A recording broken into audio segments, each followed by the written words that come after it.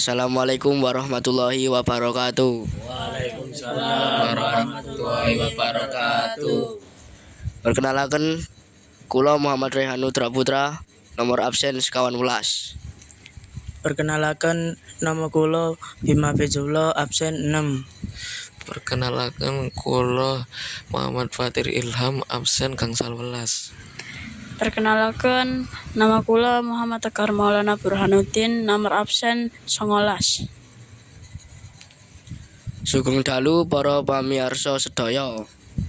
Ing wekdal menika kula badhe nindakaken wawancara kalian salah satunggalipun narasumber ingkang kagungan profesi ing bidang pelayanan masyarakat. Narasumber menika Bapak Muhammad Chandra Yuniar Irmawanto ingkang makarya minangka pegawai pom bensin dados operator. Tujuan wawancara menika yaiku supados kita saged mangertosi langkung jero babagan tugas, tanggung jawab lan pengalamanipun nalika makarya dados operator pom bensin. Siap, Pak? Nggih, siap.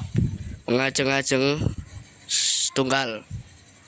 Sapa ingkang nyebabaken panjenengan kepingin dados pengawas operator pom bensin? Nggih, mboten sapa-sapa. Kula nglamar dados pengawas pom bensin niku nggih saking niatan kula kiambak.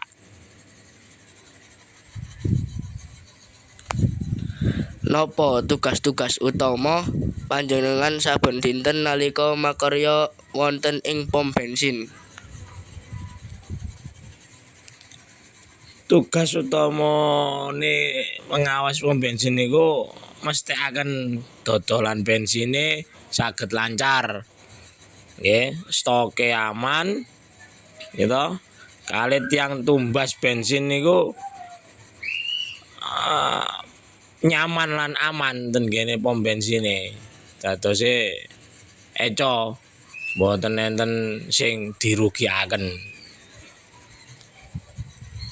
Kapan panjenengan wiwit nyambut damel dados pengawas operator pom bensin? Kula dados pengawas pom bensin niku ke tahun 2005. Ing pundi panggenan pom bensin ingkang dados papan panjenengan makarya sapunika? Kula sakniki ten pom bensin Jayabaya, Surabaya. Napa panjenengan milih profesi punika ketimbang profesi sanesipun?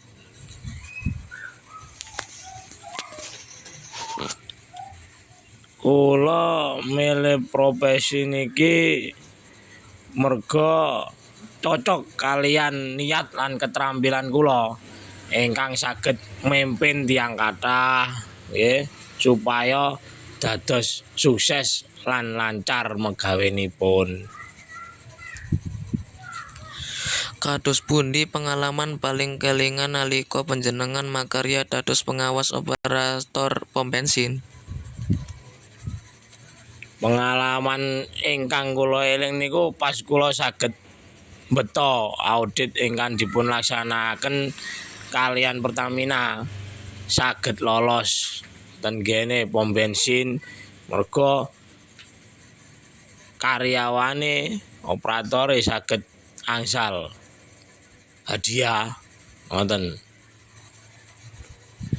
Dados pundi tanggapan masyarakat utawi pelanggan dhateng panjenengan minangka pengawas operator pom bensin? Tanggepane pelanggan ten kula nggih sae-sae mawon. Kadang kula sampai angsal hadiah saking pelanggan.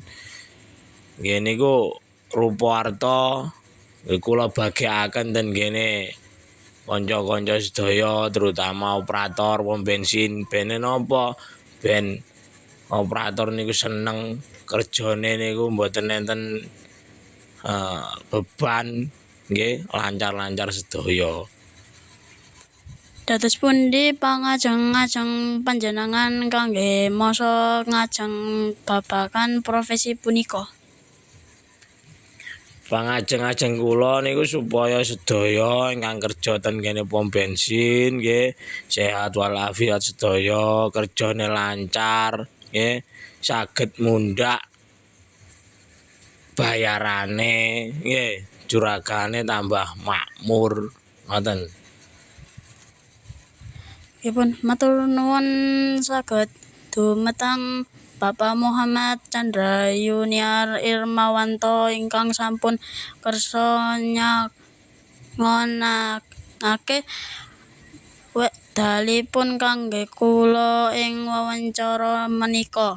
Saking rembangan menika kita saged sinau bilih makarya minangka operator pom bensin mbutuhake katelatenan, tanggal jawab lan kejujuran.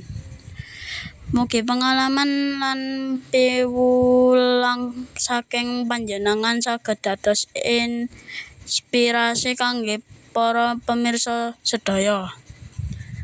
Nggih, sami-sami. Matur nuwun. Sekian wawancara menika, mugi migunakani lan maring pitedah tumrah kita sedaya. Matur nuwun ya, Pak. Sami-sami. Nggih.